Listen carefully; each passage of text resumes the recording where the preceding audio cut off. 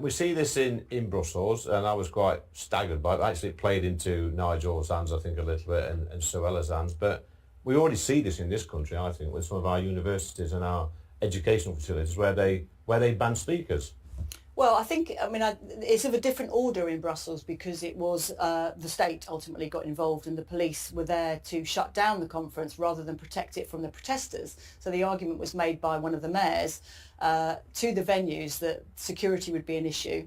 There wasn't time for a risk assessment, and therefore the police couldn't be expected to make sure that the conference could go ahead safely without being shut down by protesters.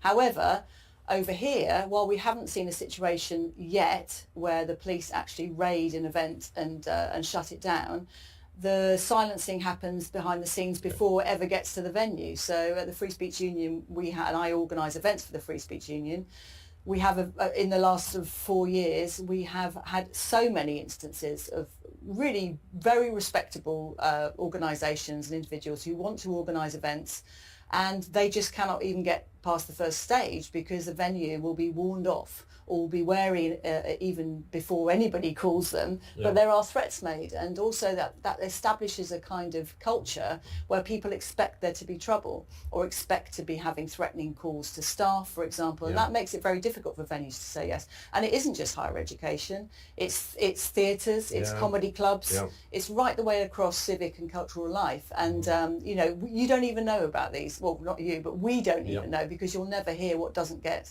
aired in the first place. So it's very, very serious over here, but it's not reached the point yet where we've had the police actually shut down. So let's